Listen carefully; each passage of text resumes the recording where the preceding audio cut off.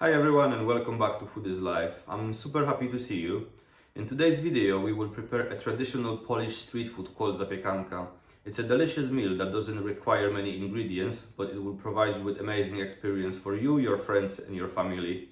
So let's get started. So in front of you I've prepared all the ingredients that we're going to be using today. Starting from the left we have ketchup, tomato puree, fresh baguette, mushrooms, garlic cloves, onion, cheese, basil and oregano. This is all you need to prepare a delicious zapiekanka. So step 1 in today's recipe, we will use the ketchup, tomato puree, oregano and basil plus a bit of olive oil to create a nice sauce that we're gonna put as the base of the zapiekanka. The amazing thing about zapiekanka is that you can actually prepare different kinds of sauces for it. A barbecue sauce will do very well. If you want to use some garlic butter to put on the top and then put it to the oven, that will work perfectly as well. There is a reason why this recipe is being also called as Polish pizza, and it's just the variety of ingredients and different kind of sauces that you can use to customize that up to your own taste and preferences. So we've put a spoon of the tomato concentrate, we've added some ketchup to it. Now we're gonna add some oregano to it. And the next we will put some basil. Next one will be olive oil.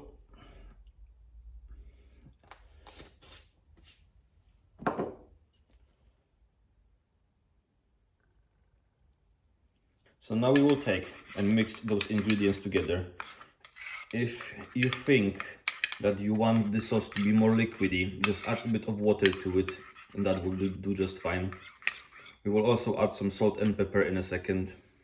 Now, next step will be the mushrooms.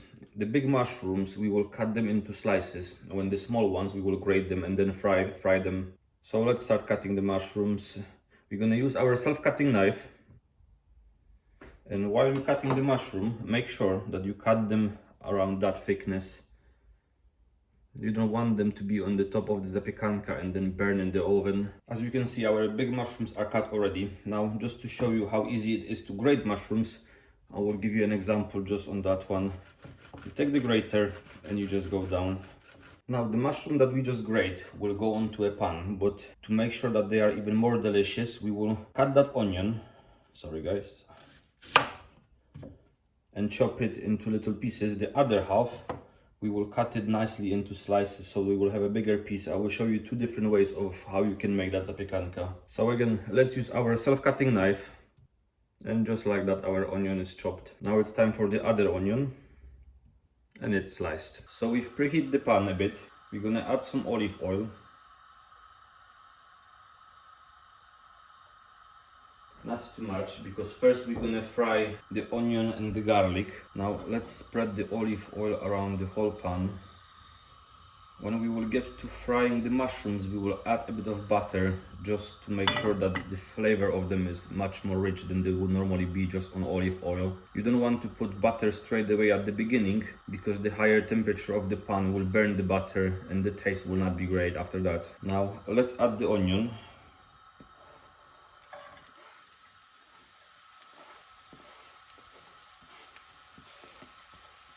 Like I showed in the last video, to release the flavor and smell of the onion, you can add a bit of salt and a bit of pepper.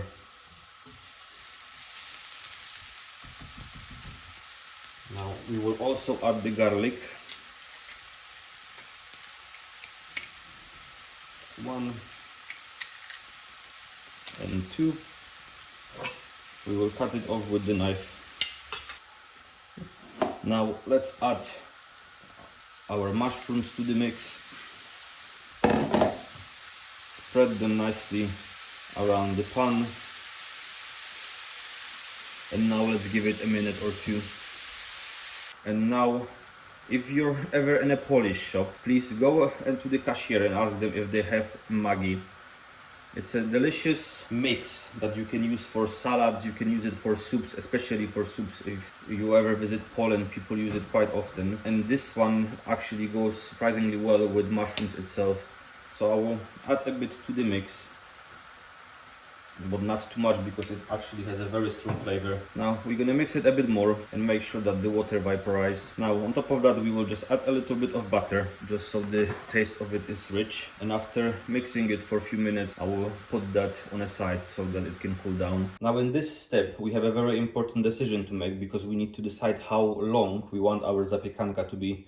I remember as a kid visiting the seaside, the most exciting time was when the zapiekanka was very long. But today we're gonna cut it into half, and then we're gonna cut it down into half again. We will try to make it as even as possible. Very nice. And the same thing with the next one. The next step for us will be to put the sauce on top of each of them. Now we're gonna put the mushrooms on 2 of them. Now the next step will be putting cheese. We will put the cheese on top of the mushrooms and then on top of those 2. So our cheese is nicely laid out. Now the next step will be taking the onions that we've cut in slices and putting it nicely on top of the cheese.